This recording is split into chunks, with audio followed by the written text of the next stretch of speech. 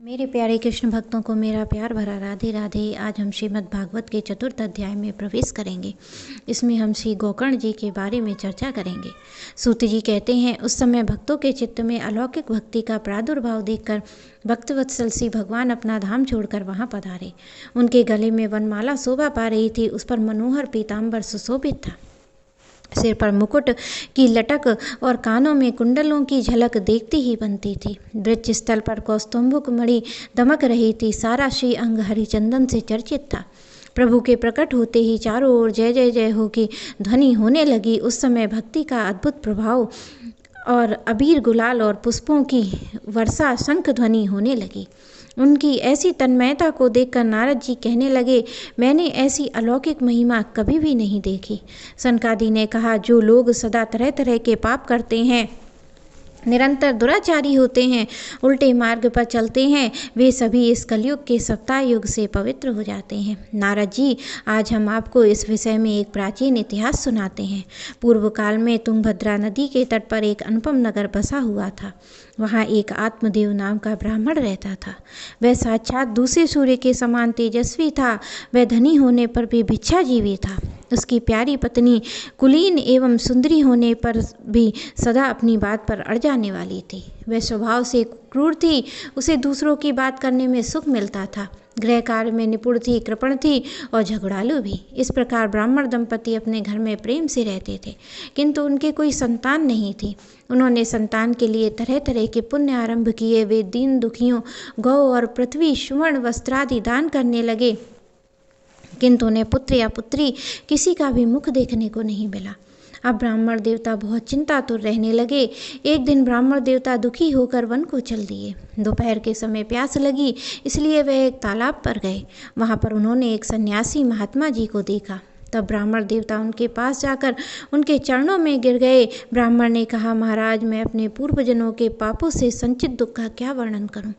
देवता और ब्राह्मण और पितर मेरा दिया हुआ कुछ भी प्रसन्न मन से नहीं लेते हैं।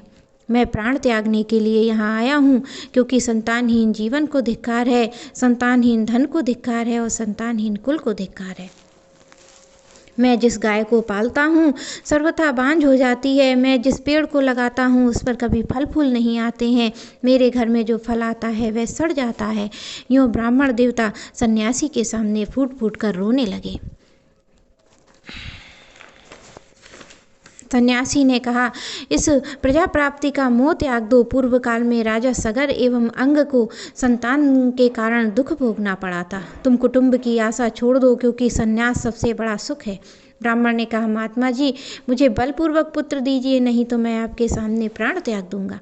जब महात्मा जी ने देखा कि यह किसी प्रकार अपना आग्रह नहीं छोड़ रहा है, तब उन्होंने एक फल दिया और कहा, इसे तुम अपनी पत्नी को खिलाना, इससे तुम्हें एक पुत्र होगा।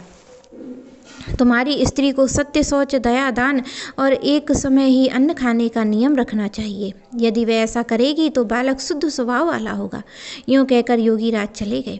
ब्राह्मण देवता घर लौट आए और वह फल अपनी स्त्री को दे दिया और कहीं चले गए। उसकी स्त्री तो कुटिल स्वभाव की थी। वह रो रो कर अपनी एक सखी से कहने लगी, सखी, मुझे तो बड़ी चिंता हो गई है। मैं ये फल नहीं खाऊंगी। फल खाने से गर्भ रहेगा, गर्भ से पेट बढ़ जाएगा, फिर कुछ खाया पिया नहीं जाएगा। यदि गाँव में कहीं डाकुओं का आक्रमण हो गया तो गर्भिणी स्त्री कैसे भागेगी। यदि सुखदेव जी की तरह यह गर्भ पेट में रह गया तो इसे बाहर कैसे निकाला जाएगा। प्रसव काल में बड़ी पीड़ा होती है। मैं सुकुमारी भला उसे कैसे सह सकूंगी। दुर्बल पड़ जाऊंगी तो नंद रानी घर का सारा माल मता समेट ले जाएंगी। मेरे विचार से तो बांझ या विधवा स्त्रियां ही सुखी हैं। जब उसके पति ने पूछा कि फल खा लिया तो उसने कहा, हाँ, खा लिया। एक दिन उसकी बहन घर आई तो उसने उसे सारा वृतांत सुनाया। बहन ने कहा, मेरे पेट में बच्चा है, मैं उसे तुम्हें दे दूंगी। तब तू गर्भवती के समान गुप्त रूप से सुख से रहे। तू इस समय इसकी जांच के लिए यह फल गौ को खिला दे। इसके पश्चात उसकी बहन को पुत्र हुआ। उसने उसे लाकर दे दिया। इस प्रकार आत्मदेव को पुत्र हुआ सुनकर सबको बड़ा आनंद हुआ। 3 महीने बाद गौ को भी एक मनुष्याकार का बच्चा हुआ। ब्राह्मण देवता ने अपने पुत्र का नाम धुंधकारी और गौ के बच्चे का नाम गोकर्ण रखा। कुछ काल बीत जाने पर दोनों बालक जवान हुए। गोकर्ण बड़ा पंडित और ज्ञानी हुआ, किंतु धुंधकारी बड़ा दुष्ट निकला। धुंधकारी हर समय अस्त्र शस्त्र धारण किए रहता, मुर्दे के हाथ से छुआया हुआ अन्न खा लेता और उसका चांडालों से विशेष प्रेम था। वैश्याओं के जाल में फंसकर उसने अपनी सारी संपत्ति गंवा दी। यह सब देखकर आत्मदेव जी फूट फूट कर रोने लगे। तब परम ज्ञानी गोकर्ण जी वहाँ आए और उन्होंने उन्हें वैराग्य का उपदेश दिया। गोकर्ण जी के वचन सुनकर आत्मदेव जी वन जाने के लिए तैयार हो गए। गोकर्ण जी ने कहा, पिताजी आप साधु संतों और प्रभु की सेवा कीजिए। इस प्रकार पुत्र की वाणी से प्रभावित होकर उन्होंने घर छोड़ दिया। वे रात दिन भगवान की पूजा करने लगे।